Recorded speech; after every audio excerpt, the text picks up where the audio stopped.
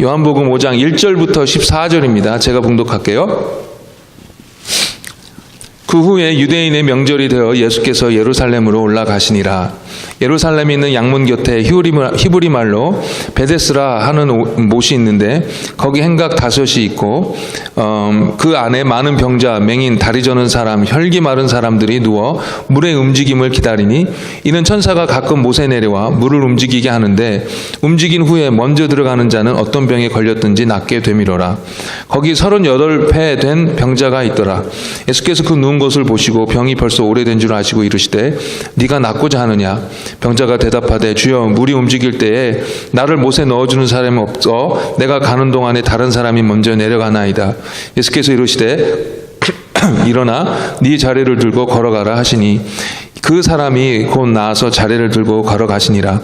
이날은 안식일이니 유대인들이 병 나은 사람에게 이르되 안식일인데 네가 자리를 들고 가는 것이 옳지 아니하니라. 대답하되 나를 낫게 한 그가 자리를 들고 걸어가라 하더라 하니 그들이 묻되 너에게 자리를 들고 걸어가라 한 사람이 누구냐 하되 고침을 받은 사람은 그가 누구인지 알지 못하니 이는 거기 사람이 많으므로 예수께서 이미 피하셨습니다. 그 후에 예수께서 성전에서 그 사람을 만나 이르시되 보라 네가 나았으니 더 심한 것이 생기지 않게 다시는 죄를 범하지 말라 하시니 아멘.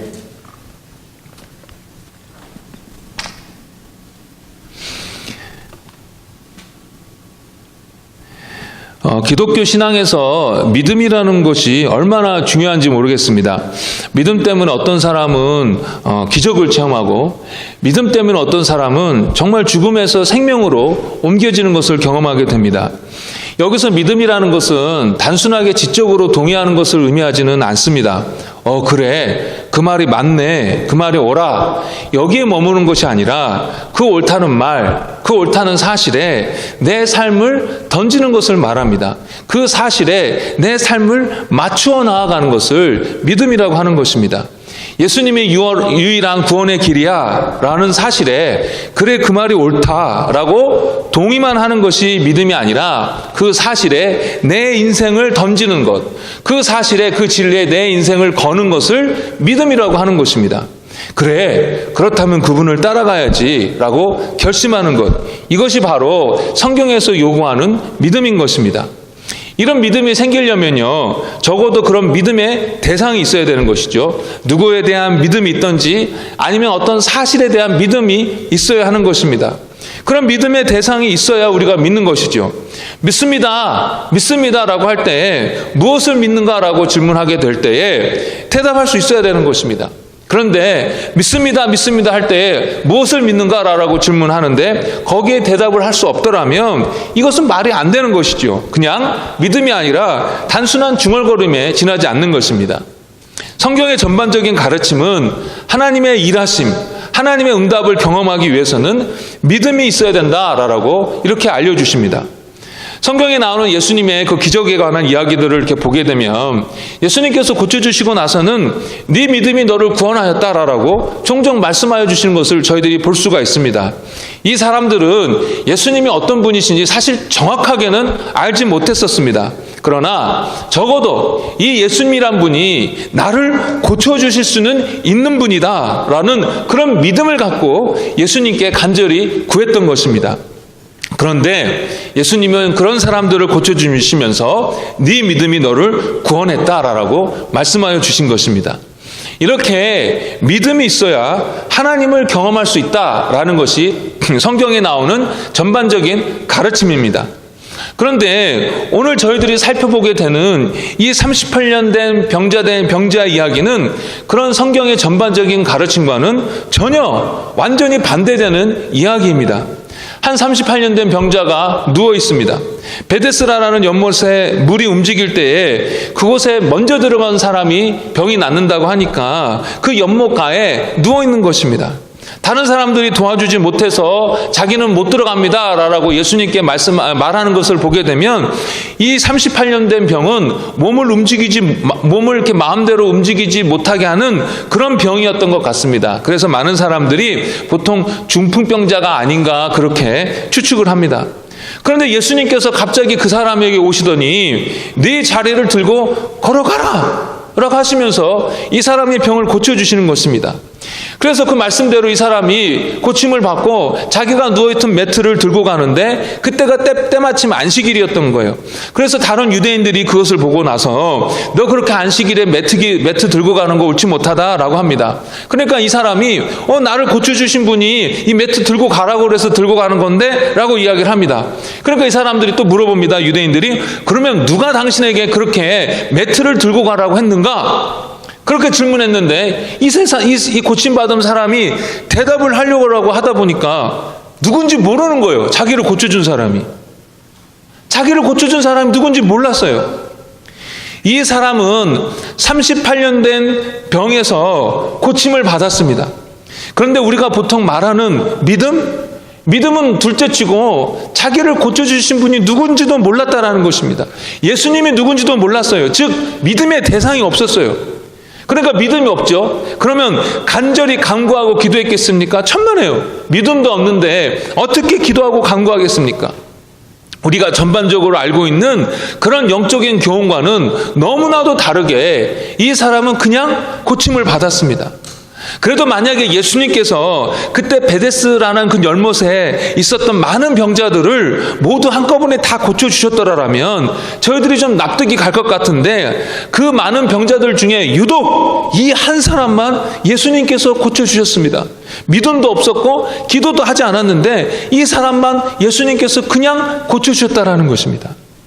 왜 예수님은 이 한 사람만 택해서 고쳐주셨을까요?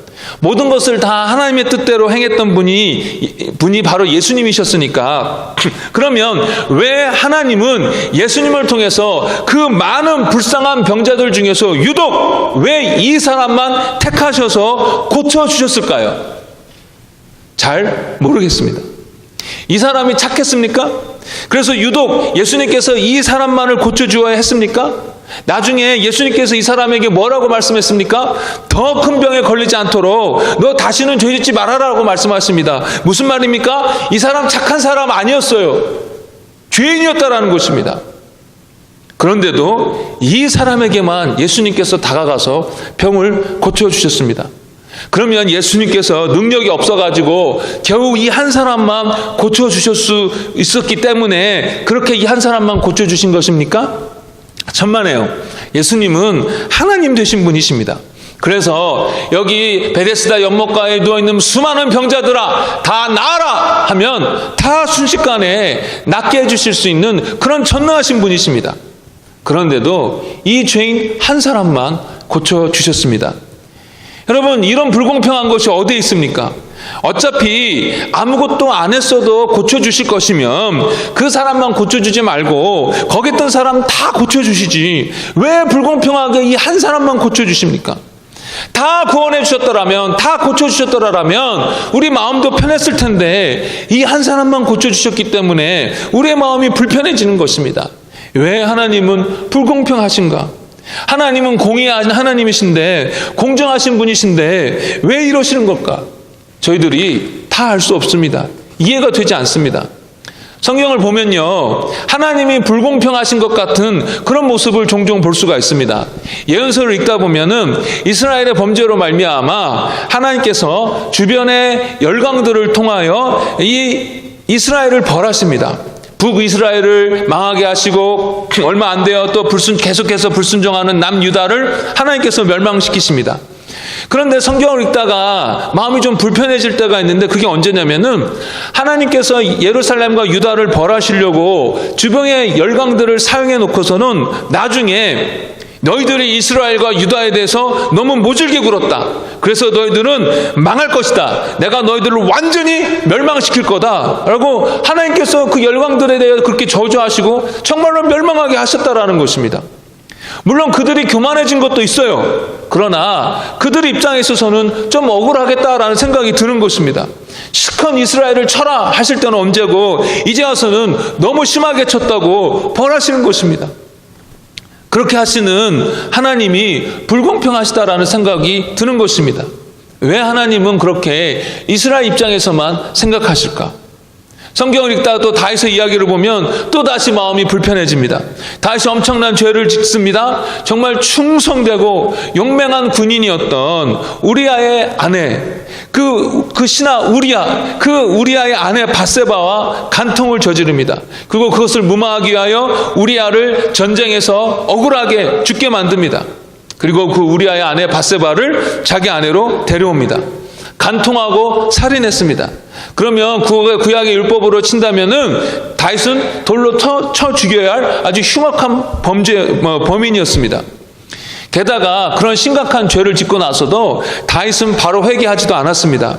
간통해서 임신해가지고 그 아이가 태어나서 얼마 지날 때까지도 이 다윗은 회개하지 아니하고 버팅겼습니다. 나중에 나단이 정말 하나님의 경고를 전해 주어서야 그제서야 다윗은 회개한 것입니다. 그러니까 적어도 1년이 지나도록 이 다윗은 회개하지 아니하고 버팅긴 것입니다. 그런데 하나님은 다윗을 그런 심각한 죄를 지었음에도 불구하고 바로 죽이지 아니하시고 기어이 기다리셨다가 회개하니까 바로 그냥 용서해 주시는 것입니다. 너무 불공평하지 않습니까? 그렇게 충성된 우리아의 입장에서 보면은 너무 억울하지 않겠습니까?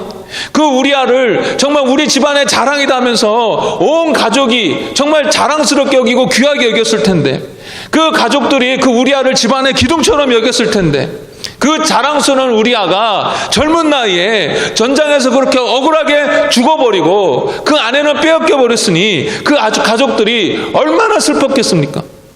왕이니까 거절도 못하고 어쩔 수 없이 겁탈당하고 사랑하는 남편을 잃고 어쩔 수 없이 다윗에게 끌려가서 아내가 된 그 밧세바도 슬프지 않겠습니까? 여러분, 불공평하지 않습니까? 다른 사람 눈에서 피눈물 나게 했는데 하나님은 너무나도 쉽게 다윗을 용서해 주시는 것입니다. 왜 기다려줍니까? 바로 죽여버리지, 그런 죄 지었을 때. 누워있던 38년 된 병자도 그렇고, 이스라엘이라는 나라도 그렇고, 다윗도 그렇고, 다른 사람들은 누리지 못한 정말로 특별한 불공평한 은혜를 이 사람들이 누린 것입니다. 우리가 우리의 눈으로 봤을 때는 너무나도 불공평한 사랑을 받았습니다. 불공평한 용서를 받았습니다. 그런데 그런 불공평한 은혜의 주인공이 또한 저와 여러분이라는 것입니다. 여러분, 이 지구상에 인류가 생겨난 이후로 지금까지 얼마나 많은 사람들이 이 땅에서 살다가 갔겠습니까? 그리고 지금도 이 땅에 수많은 사람들이 살고 있지 않습니까? 그 중에 정말 수많은 사람들이 있는데 그 중에 정말로 하나님의 구원을 맛본 사람은 얼마나 될까요? 예수님을 통하여 구원을 맛본 사람이 도대체 몇 명이나 될까요? 물론 많이 있겠지만 정말 지구가, 이 인류가 존재한 후부터 그 모든 인류를 다 합하여 계산해 봤을 때는 정말 미미한 극소수의 사람들만이 예수 믿고 구원받게 된 것입니다. 하나님을 믿어 구원받게 된 것입니다. 우리는 내가 예수님의 복음을 듣고 내가 예수님을 받아들이고 내가 예수님을 믿고 따르기로 내가 작정했다고 생각합니다. 우리 입장에서는 그렇습니다.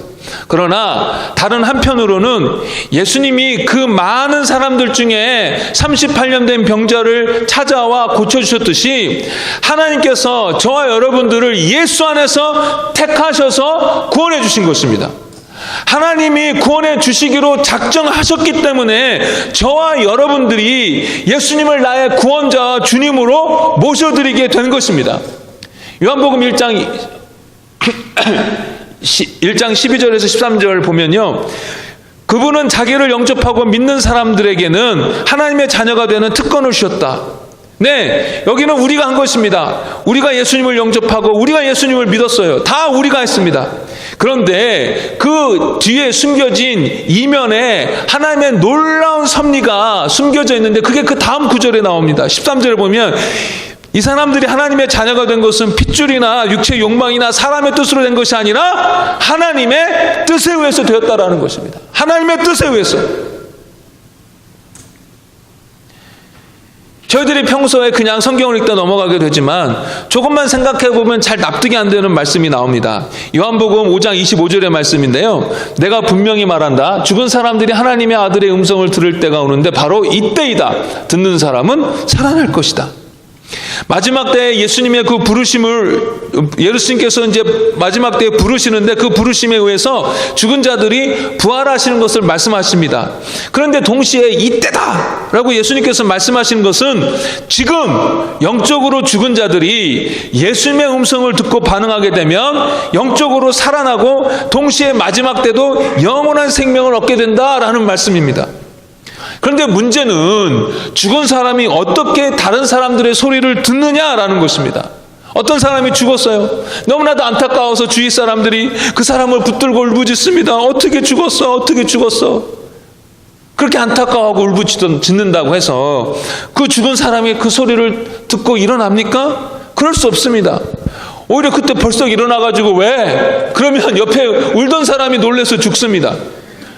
죽은 사람은 못 듣습니다.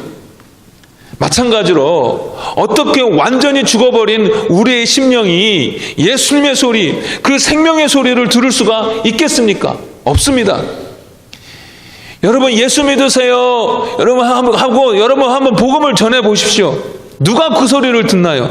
안 듣습니다. 그저 그냥 흘려가는 소리일 뿐이지 안 듣습니다. 아니 못 듣습니다. 그런 사람. 그런데 듣는 자는 산다라는 것입니다. 무슨 말입니까? 하나님께서 듣게 해주시는 것입니다. 다른 죽은 영혼들은 듣지 못하지만 하나님께서 택하신 자들은 듣게 하셔서 그 말씀에 반응하게 하시고 살아나게 하신다라는 것입니다. 이것을 신학적인 용어로 중생이라고 합니다. regeneration, 거듭남이라고 합니다. 이렇게 정의합니다. 중생은 하나님께서 우리에게 새로운 영적 생명을 주시는 하나님의 신비로운 역사, 일하십니다.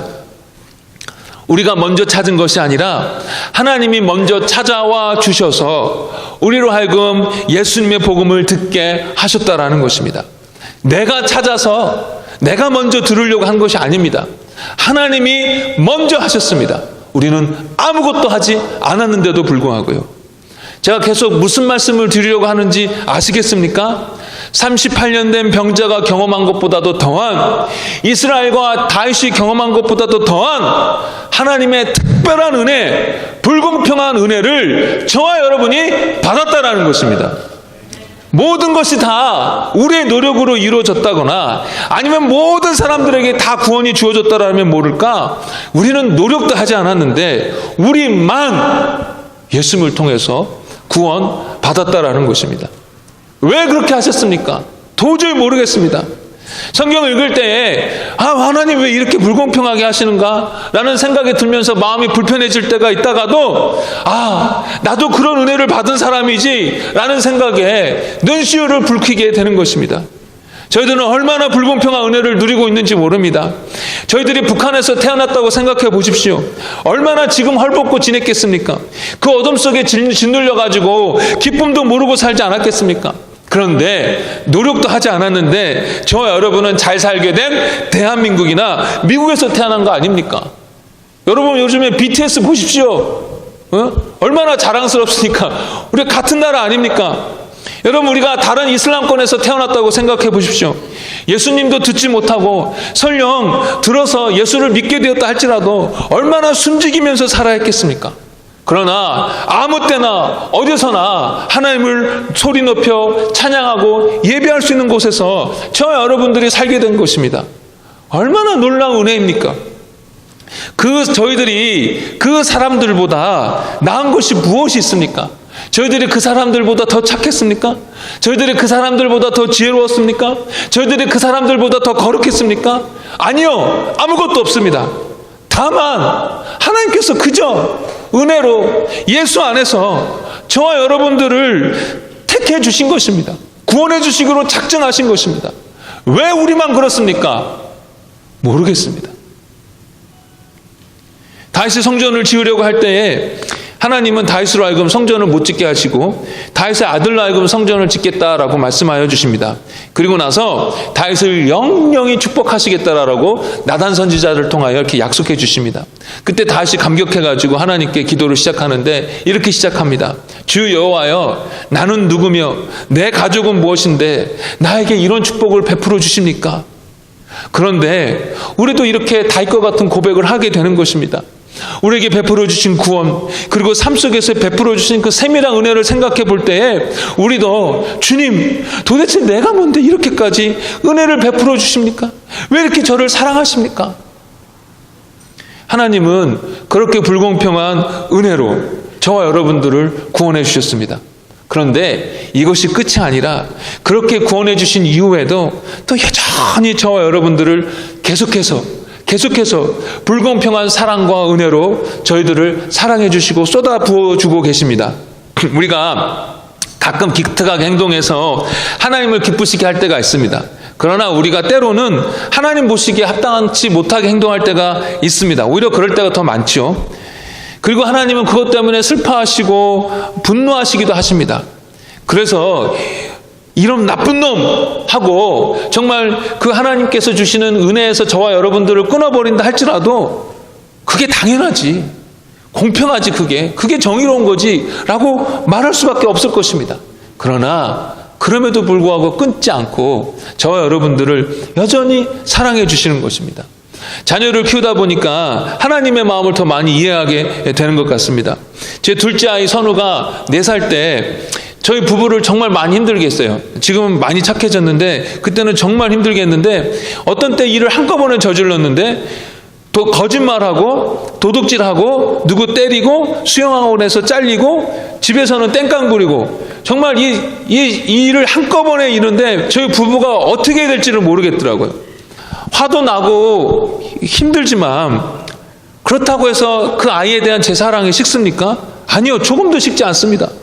막 화가 너무 머리끝까지 나가지고 이놈의 자식을 어떻게 막 해볼까? 막 그런 순간이 있지 않습니까?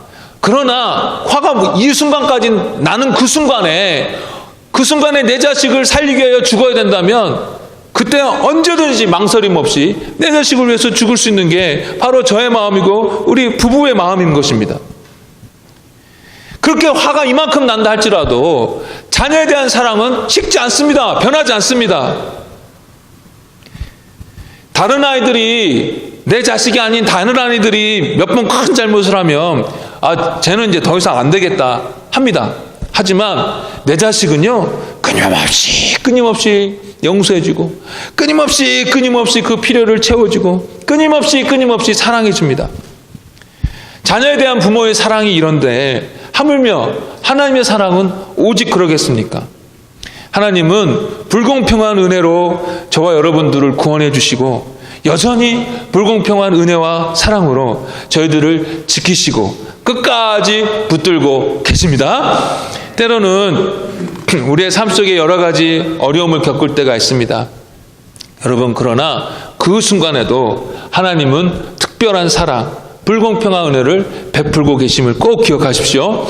제가 예전에 펠로십 교회 있을 때 한번 간증했는데, 제가 대학교에 들어가서는 이 대학이 주는 낭만이, 이 자유가 너무 좋았어요.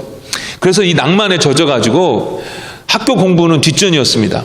수업에 자주 들어가면 버릇될까봐 종종 수업도 빠졌습니다. 그래서 수업 안 들어가고 잔디밭에 누워가지고 낮잠도 자보고 친구들이랑 영화 보러 다니고 밤새도록 친구들이랑 이야기하고 낮에는 수업 안 들어가고 자고, 그러니까 어떻게 해요? 당연히 성적이 안 좋죠. 근데 사실 그때 제 또래 학생들, 남학생들은 특별히 이렇게 다 같이 공부를 안 하는 것이 문화였습니다.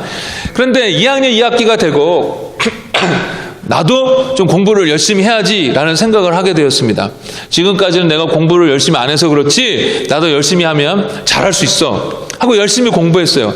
그리고 시험을 봤습니다. 근데 그 과목 시험이 너무 쉽게 나온 거예요. 그리고 본 사람들도 다 시험을 잘 봤다고 그런 거예요. 그리고 저도 시험을 잘 본 것 같았어요. 그리고 며칠 후에 아침에 이제 꿈을 꾸었는데 그 시험 과목 교수님이 학생들 이름과 점수를 불러주는 것입니다. 그 교수님은 원래 그랬어요. 시험 보고 나면 뭐 학생들 창피하고 말 것도 없이 그냥 누구 몇 점 누구 몇 점 그렇게 불러주시는 교수님이었거든요. 그런데 그 수업 시간에 들어갔는데 근데 그 꿈속에서 그 교수님이 시험 점수를 불러주는 거예요. 이름하고 아무개 100점, 아무개 100점, 아무개 100점, 아무개 90점, 아무개 100점, 다 100점 아니면 90점이에요. 그러다가 제 이름을 부릅니다. 김진광 70점. 너무 막 그때 그 충격을 받아갖고 꿈속에서 깼는데 아침에 제 과 동기면서도 제 룸메이트였던 친구에게 이야기를 했어요. 그 꿈 이야기를 해줬어요. 야, 이랬는데 내가 꿈속에서 70점 맞았다. 근데 그날 수업에 들어갔는데 그 꿈대로 교수님이 학생들 이름이랑 점수를 불러주는 거예요. 아무개 100점, 아무개 100점, 아무개 100점, 아무개 90점, 아무개 100점. 다 90점, 100점이에요. 그러다가 제 이름을 부릅니다. 김진광 70점. 아침에 꾸었던 꿈과 똑같은 점수로 그 교수님이 부르는 거예요. 저도 놀랐지만 제 룸메이트도 놀랐어요. 저를 쳐다보면서. 아무튼 그 점수를 받고 저는 매우 실망했습니다. 나름대로 열심히 노력했는데 잘 안 되는구나 하고 좀 절망스러운 마음이 생겼어요. 그래서 그 실망한 마음을 가지고 학교 채플로 가가지고 피아노 앞에 앉았어요. 그래서 건반을 이렇게 몇 번 눌러보고 나서는 실망한 마음에 주님 하고 이렇게 불렀는데 주님이 그렇게 따뜻한 임재로 저를 덮어주시면서 당신의 위로로 제 마음을 꽉 채워주는 거예요. 그래서 제가 그때 훌쩍거리면서 주님 이제부터는 다른 사람보다 2배 더 공부하겠습니다. 그렇게 약속을 드렸어요. 그리고 그 이후로 저는 정말 다른 사람들보다 2배 더 열심히 공부하려고 애썼습니다. 물론 다른 사람들이 얼마나 공부한지를 잘 몰라서 제가 2배 했는지는 모르겠어요. 그러나 열심히 공부했어요. 사실 지나고 나면 별거 아닌데 여러분 이 세상에서 중요한 일들이 얼마나 많이 있습니까? 얼마나 많이 있습니까? 심각한 일들이 얼마나 많이 있습니까?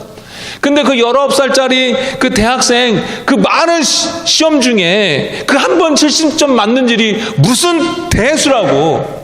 그런데 하나님은 제가 그 시험 때문에 너무 실망할 것을 아시고 미리 꿈속에서 알려주시고 좀 마음에 준비되게 하신 다음에 그래서 실제로 닥쳤을 때 좀 덜 충격 먹게 하시고 그리고 결국은 이제 더욱더 열심히 공부하도록 결심하게 하신 것입니다. 지나서 생각해 보니까 하나님의 너무나도 세밀한 은혜인 거예요. 아마 여러분들도 돌이켜보면 그런 세밀한 하나님의 은혜가 한두 가지는 다 이렇게 기억나실 것입니다.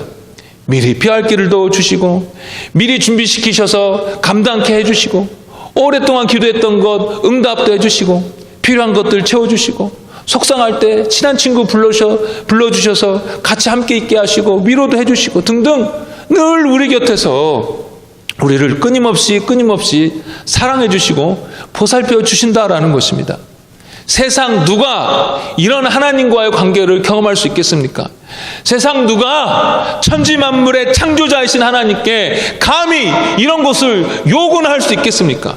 그런데 우리는 이런 특별한 은혜를 우리가 누리게 된 것입니다. 우리가 먼저 구하지도 않았는데도 말입니다.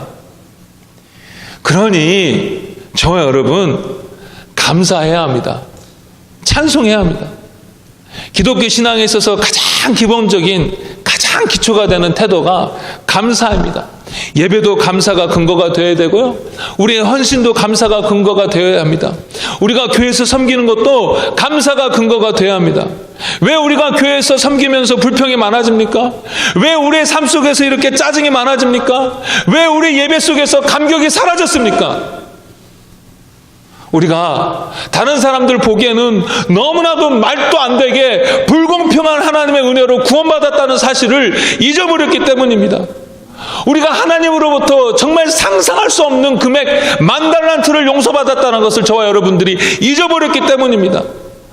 얼마나 불공평한 그 사랑과 은혜의 보살핌 속에 저와 여러분이 있다는 것을 잊어버렸기 때문입니다.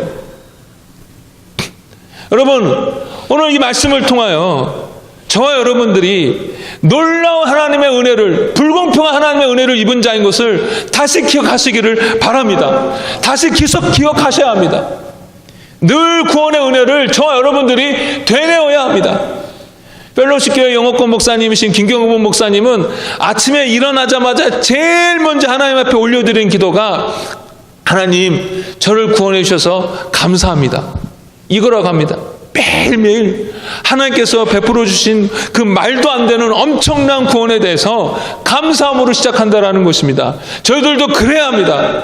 다시 저와 여러분들 이 말도 안 되는 엄청난 구원받은 사실을 기억해 하셔야 합니다. 기억해내야 합니다.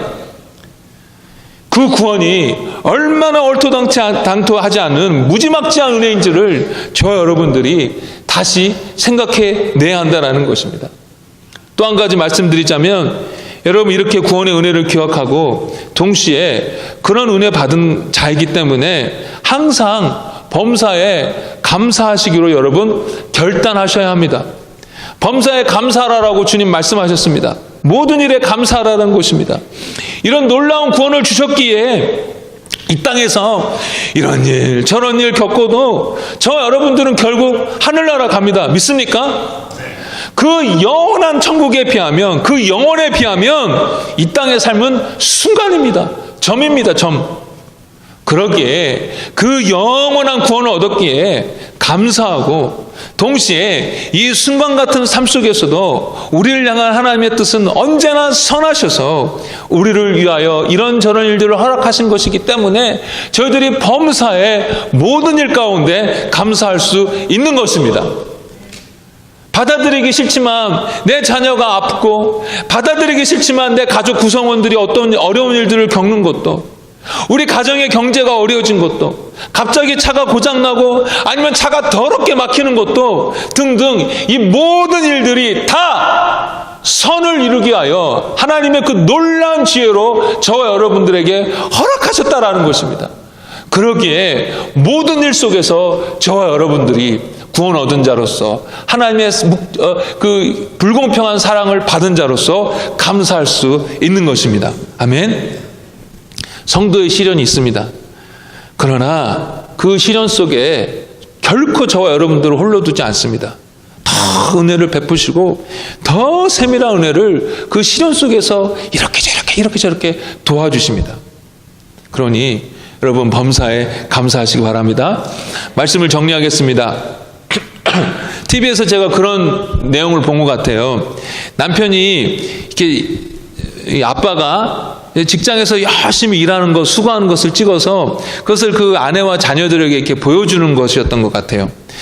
우리 남편은, 내 남편은, 우리 아빠는 늘 일하지, 뭐 이 정도로만 알고 있었는데 아빠가 일하는 것을 더 가까이에서 이렇게 보여주는 것입니다. 찍어가지고.